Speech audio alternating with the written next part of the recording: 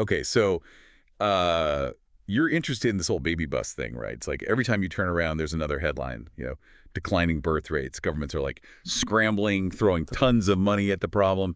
But are these, what are they called, pro-natalist policies? Are they actually working? Yeah. Well, that is the million-dollar question, isn't it? You've got countries like France, for example, spending nearly 4% of their GDP on things like generous parental leave and childcare and all these subsidies, but their birth rates are still falling. It's not just France, though. No. South Korea is another one. I mean, they've poured over $200 billion since 2006 into these policies. And guess what? Birth rates are even lower now than they were then. It's a global trend. It is a global trend. It really is. What I find fascinating is that, Israel seems to be like the only developed nation that's actually exceeding the replacement rate. Really? Yeah. Meaning they're having enough babies to actually replace their population. Wow. But for most of the world, it's a different story. Very different story. It's funny. I was reading that even China, after decades, they had that incredibly strict one-child policy. Now they're actually struggling to encourage people to, have more children. They've eased restrictions, right? They've implemented these incentives, but it just seems like, I don't know, like trying to turn a giant ship around. It's a complex issue. Yeah. And it highlights, it really highlights how deeply ingrained these social and economic trends actually are. Totally. And it's, it's not just about the sheer number of babies, right? There's other significant equity issues that play here, too. What do you mean by that? Well, research suggests that a lot of these pro-natalist policies, especially the ones that are centered around things like paid parental leave, they end up disproportionately benefiting higher income women. Right. Yeah, that makes sense. If your maternity leave is like tied to your salary or whatever, someone who's making, six figures is going to benefit a lot more than someone who's making minimum wage. Exactly. And there's evidence that lower income women, their fertility rates, they're actually much more sensitive to direct financial assistance. So while those generous parental leave policies might sound good on paper, they're not necessarily reaching the people who need the most help. That's a key takeaway from the research for sure. And it raises some really important questions about how we design these policies to be, truly effective and equitable and, reach everyone. So let's dig into some specific examples.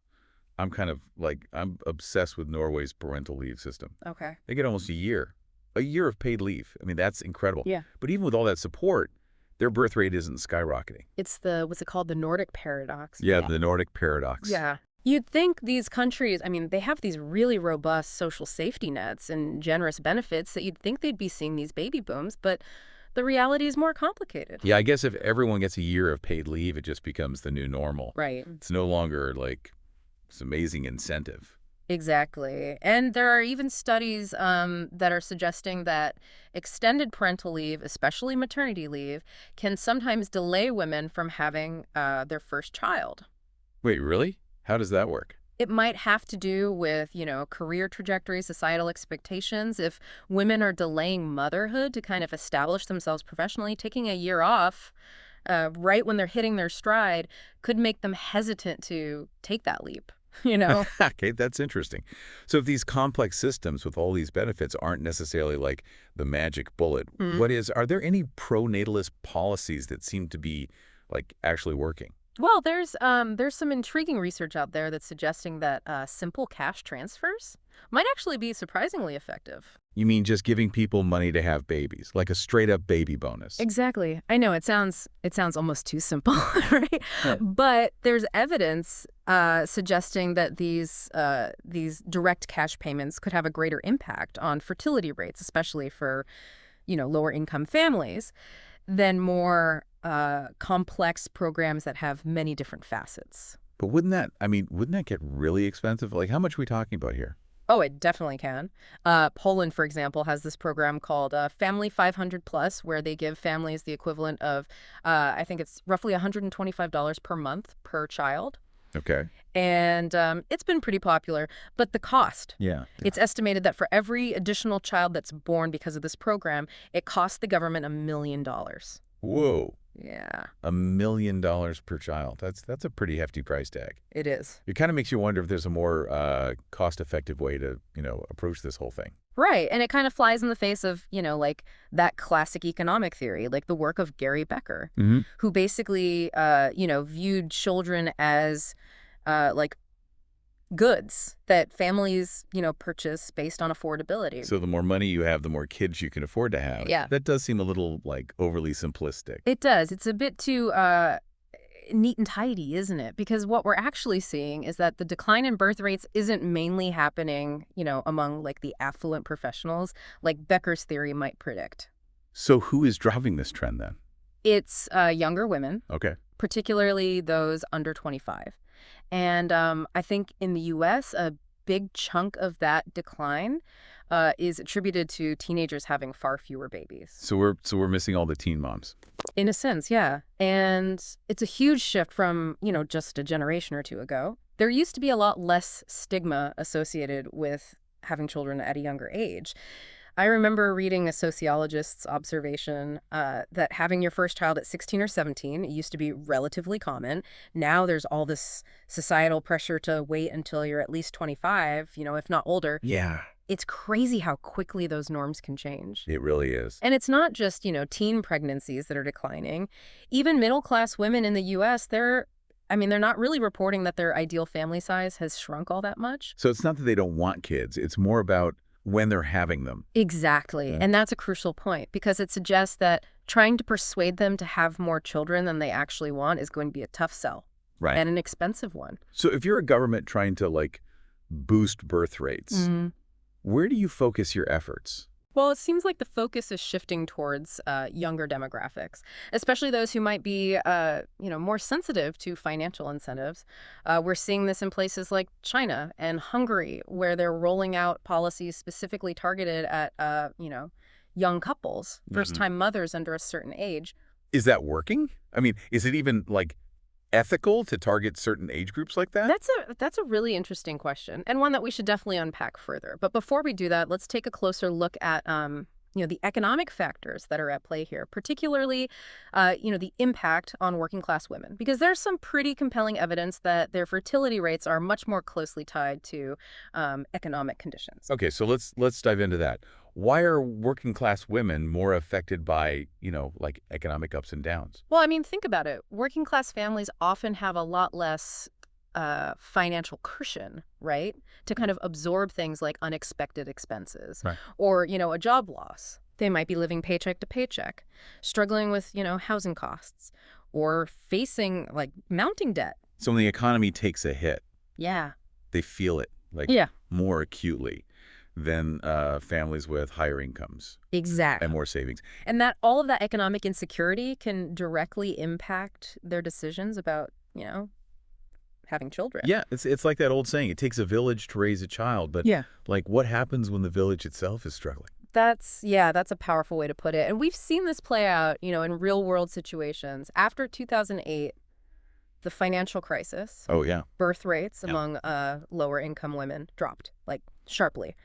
While college educated women who tend to have more stable jobs and more financial resources, they were largely unaffected. So it's not just about having enough money to, buy diapers and formula and all that. It's about having that sense of stability and security, knowing that you can provide for your family even when, times are tough. Precisely. Yeah. And this brings us back to the question of, how can we design these pro-natalist policies that truly address the needs of working class families? Right, because simply throwing money at the problem, like those baby bonuses we were talking about before, Yeah. might not be the most effective or sustainable solution. It might provide like a temporary boost. But it doesn't really address those underlying economic anxieties that are driving these decisions in the first place. So what's the alternative? I mean, are there any programs or policies out there that seem to be making a real difference? There are some, intriguing experiments happening. I'm really interested in this one. It's called the RX Kids program Okay. in Flint, Michigan. Oh, yeah, I've heard about that.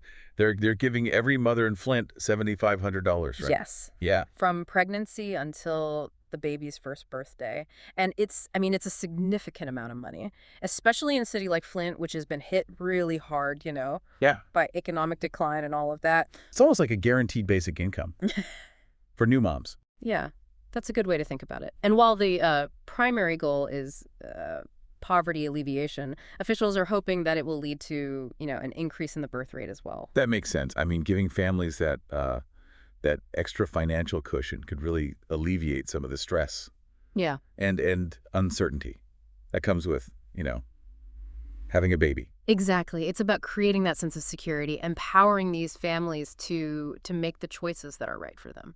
It'll be fascinating to see what the long-term impact of this program is.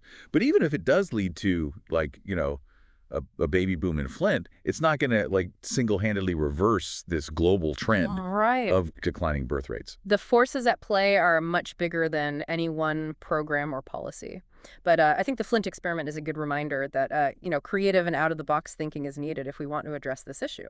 Okay, so we've talked about how those traditional pronatalist policies might be missing the mark, especially when it comes to, reaching lower-income families. But are there any other, like, alternative approaches? Any bright spots out there on the horizon? Well, there's a growing recognition that simply throwing money at the problem isn't enough, right? I mean, we need to look at the broader social and economic context that's influencing these people's decisions about having children. So what are some of those underlying factors that we need to consider? One of the things that comes up again and again is economic security. Okay. People need to feel confident that they can actually afford to raise a family. And that includes, things like stable housing, access to affordable health care, decent paying jobs. It's basic, but it makes sense. I mean, if you're struggling to, like, make ends meet, having a baby is probably the last thing on your mind.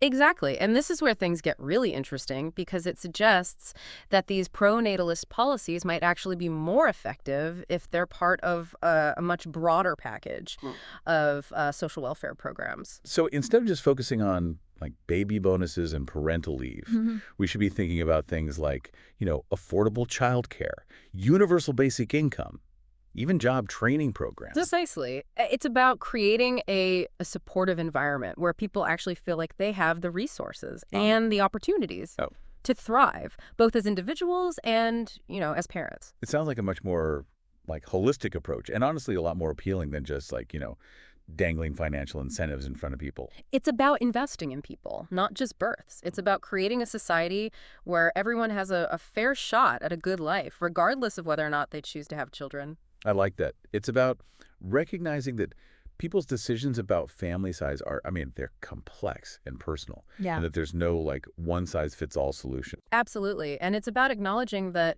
government policies can only do so much, right? Yeah. We also need to look at those broader cultural attitudes and societal norms that are influencing people's choices. Like like that stigma we talked about before about having children young or outside of marriage. Yes.